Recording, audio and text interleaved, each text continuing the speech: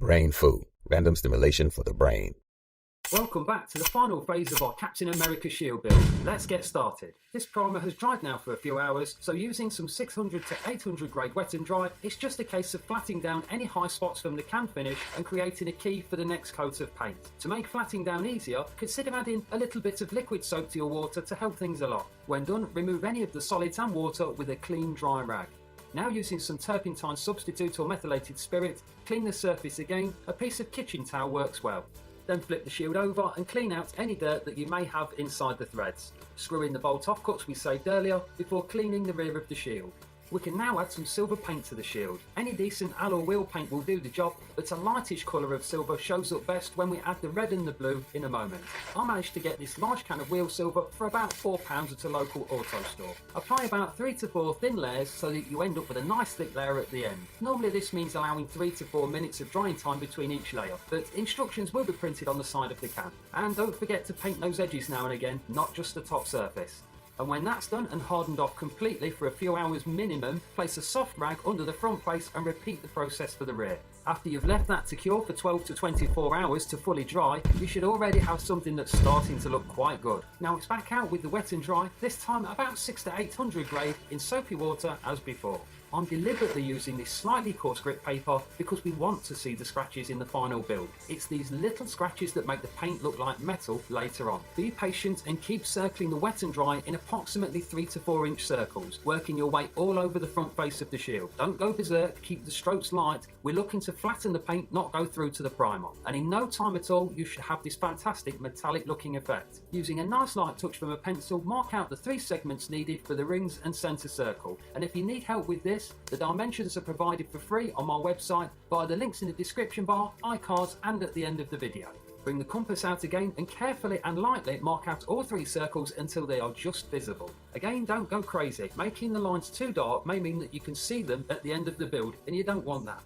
Now we're masking inside the lines of the second silver ring with some automotive detail tape. This 6mm tape is cheap for large rolls on eBay, but if you're on a budget and have some spare time, you can make some by cutting insulation tape down its length with a craft knife. With that done, repeat the process for the top inner blue circle, then make sure it's all pressed down without any lifts or creases. When you're happy with that, mask off to your silver circle and the top blue circle with some standard decorator's masking tape and some scrap paper. Before any painting can take place, gently clean the exposed silver of any dirt or grease that it may have picked up from your hands whilst we did the masking. Finally, we get to apply some colour, and by far the best paint is this Duplicolour Metal Cast Spray paint. Not only does this go on better than any other paint I've tested, but it has a slightly anodised see-through quality, so you will still be able to see the detail of the scratches in the silver underneath. The colour is also vibrant and realistic. Again, be patient and build up the layers exactly as indicated on the side of the can until you're happy with the colour. When that's done, you can peel off all of the masking tape, and who doesn't love that?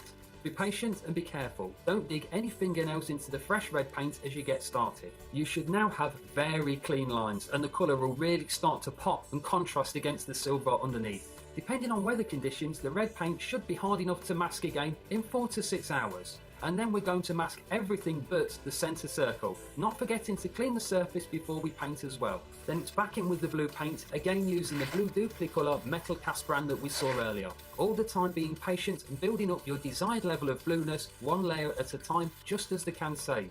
When you're happy with that and the paint is cured, gently peel off any masking tape that's hiding your shield gains. I never get tired of removing the masking tape at this stage.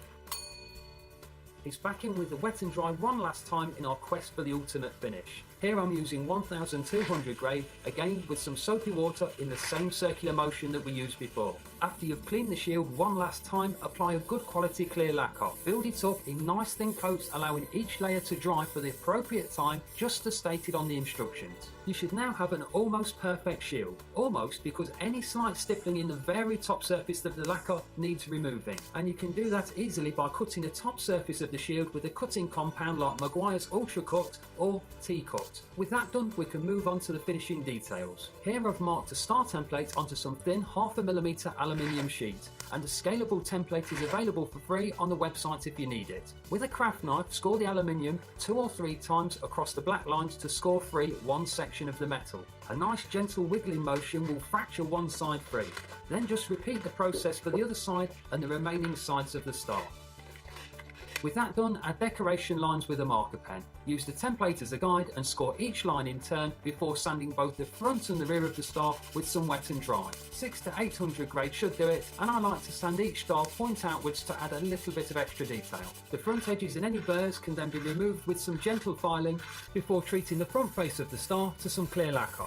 When dry, mix up some epoxy resin and spread it onto the rear, being careful not to get too close to the outside edge. We don't want it squishing out if we can help it. Now place it on the front of the shield and weigh it down with something that won't scratch your shield. Another alternative is to place your shield in the mould we made it in with some weight on the rear. That way, when you take it back out later, you should have a perfect result. The handle is dealt with by using a small offcut of 1-inch aluminium strap. A few simple bends, roughly the same size as the smallest fixing point on the rear of your shield, takes care of the all-important front grip. Now we can cut through the handle from the remaining aluminium strap, and any sharp corners can be cut off while you're at it. Likewise, any burrs are removed with a file, and I'll round things off for a nicer finish as well. There we go, something that looks half right, although it's a little thin, but we'll take care of that in a moment. Next, drill some holes in your handles that are just larger than the threaded bolts that we will use for fixing it. And here they are now. This is an M6 button head screw, just slightly longer than we require. As you've already guessed, we're going to tighten the handle down now, making sure that the screws are long enough to go into the T-nuts underneath, but not so long that they're going to bottom out into the fiberglass itself. And a drop of thread lock or nail varnish on the threads will stop this vibrating loose later on. With that done, offer an old bolt into place, already looped through itself so you can mark the holes in the correct location. Cut off the excess belt and save the offcut, then neaten up the end of the belt. Fix the belt into place as we did before, but this time with some washers for added strength. Now it's just a case of looping the belt closed into some freshly drilled or burnt holes that will accommodate your forearm. The offcut of belt doesn't go to waste though. Cut it down with a craft knife to leave a length like this, just slightly narrower than your front handle. Lastly, apply some more epoxy resin to the remaining belt and glue it into place. And if you look closely, you can see that I've already dressed it underneath of the handle in the same manner.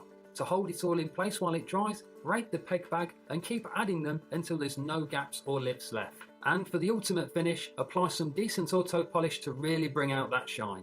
And there you go, done. A superb, lightweight, strong, comfortable Captain America shield with nice details and very strong colours. Well, that brings this video to a close. To see some of my other projects, download free templates or get links to the materials used in this project, click the links here, the iCards or in the description bar. Don't forget to like or subscribe. Thanks for watching.